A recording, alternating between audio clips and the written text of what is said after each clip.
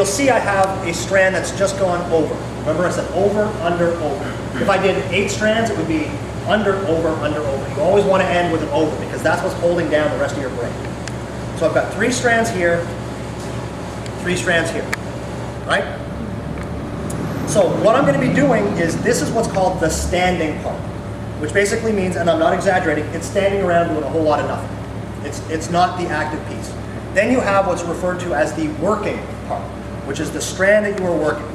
So I have just come over this way. That is now the standing part. It's not doing anything. I'm holding it. The back of the other side is now your working part. So you can see I've got 3 strands, 3 strands. This is my standing side. This is my working side. And it changes every time. I take my back strand, and you'll see I go over, under, over. Lay it in. And then, what you always want to do is make sure that you are getting sufficient tension. And then all you got to do is just check to make sure that your strands are lined up.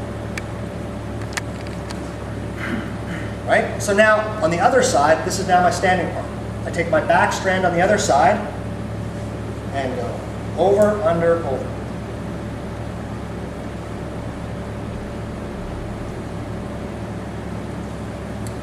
And that's it. If you do anything longer than this, and I didn't bring it with me and I recommend it, again, not really a fancy tool, but I've got a tabletop vise. Just one of those ones that clamps to a table. Why that is important is if you've got everything in a vise, you'll find if you braid anything even remotely complex, you start to do this, and your braid, like you'll see how these are all lined up, right? Well, if you're not careful, your strands, if you see them on badly made whips, if you follow the seam, they'll start to torque around.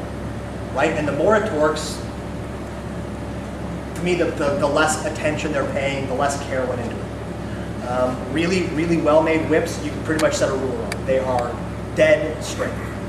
And a vise lets you do that. You basically can set your seam that you're working, and as you're moving it up, the seam stays in the same place. And your whip handle, whatever you're braiding, doesn't move around. These are short enough. The strands are wide enough. I've never had a problem with them, but a vise is a handy tool. If you're going to get into any braiding at all, I recommend a vise. Definitely. So, 12 bucks at those. Yeah, I mean, they're not, the tabletop ones, it doesn't need to be like I'm holding I-beams in it. I mean, it's just enough that you want to be able to put tension and have everything be held in place. So, now, I could sit here and do this for a day and a half, but I don't really want to bore people to death. Yeah, exactly. So, what you have to keep in mind is it is the pattern. This pattern will work, like I said, for 10 strands, 8 strands, 16 strands. All you're doing is just sort of complicating it by the number of strands, but it kind of freaks people out sometimes. Like, oh, 16, I've only ever done 4. It's the same thing. As long as you know the pattern, and as long as you're ending on an over, and you're alternating, you can get into all kinds of more complex patterns, but if you're simply doing a checkerboard pattern, just make sure that you're ending on an over, and if you're not, something's just happened with your pattern. Go back 1 strand and kind of figure it out, and you'll be good. So all I do, and you'll see because this is the front part, the back is not obviously braided down as far, it doesn't braid evenly. It's always going to be the width of the strands. You braid this down, just pull the back ends over, hold it, tie it off, and then what I do, again, is just to make sure my tension is good. Before I tape it, I pull on all my strands again to make sure my tension is good. Check to make sure that you're, here, want to take a look at that? See? No, I'm just saying, at 45, all the seams are meeting.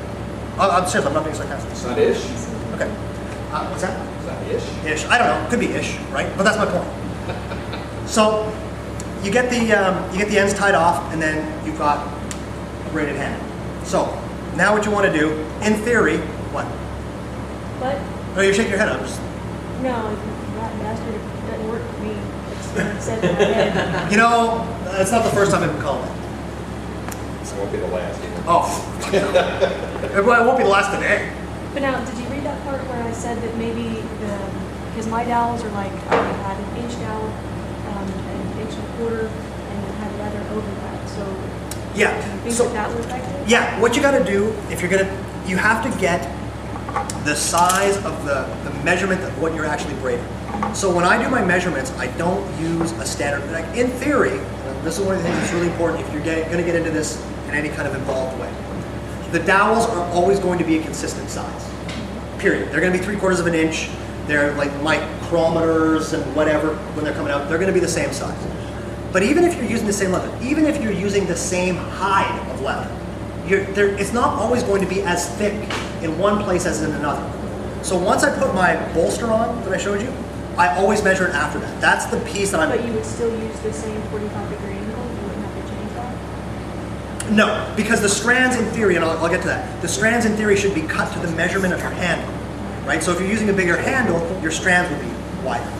So the angle is still gonna work. Okay? So, but hold on, I'm gonna address this. This is, now, unfortunately, we do the whole online thing. I can't introduce this fine lady here, but we've been discussing braiding back and forth. So she's got some technical questions, but it's helpful for everybody. Like I said, one of the things that you may find is that once you've prepped your leather, if you measure it to the width that you need, it'll thin out. And so what you'll see is your strands will get thinner, and that'll give you some gap. That's one of the problems that you have to, so you actually have to cut your strands a lot of times wider than you think you need it. That's the finished measurement. That handle times 4 divided by the number of strands, that's what it has to end at. I'll give you a great example. McDonald's, 1/4 pounder with cheese before cooking. Hello. Right? So at the end, you're not getting a 1/4 pounder, right? Half of it's going down a drain somewhere. But that's the thing. That's the measurement that you need at the end. So measure your handle of what you're going to be braiding. So if you're going to put a bolster on it, measure it after the bolster's on. Then cut your strands. Cut them wider so that if you're going to be stretching them, or if you're putting enough tension on that they start to narrow, like I showed in that example. But yeah, feel free to try it. You know, throw a couple of strands on it. I really don't give a shit. Help yourself. I mean, that's why we're here. So play around with it. So always make sure that the measurement is the final measurement of what you're going to be doing, and then you'll see, right? I mean, in theory, you got to look. At 45 degrees, you should have basically squares, right? Which is essentially what you have. So like I said, it's 45-ish.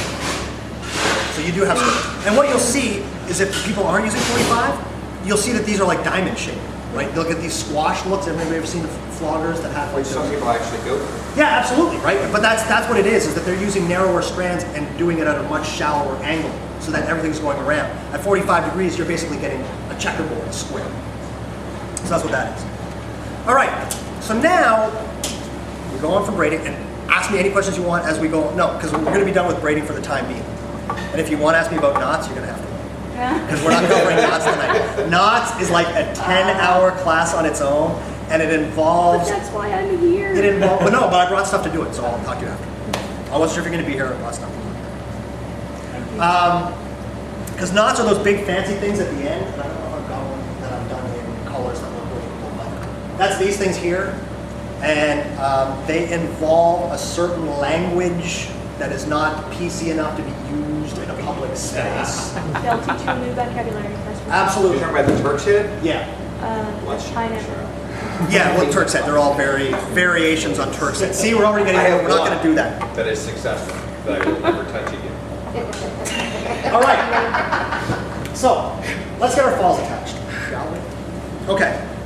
Now, I'm just going to give you a quick thing about what I'm doing here. I'm doing 2 tones. This is a custom order I'm doing. I've done them 2 ways. I've done one where I've done one color on the inside with an outer color on the outside, which is a really cool look. So it'd be all black until you use it and then the blue would come through.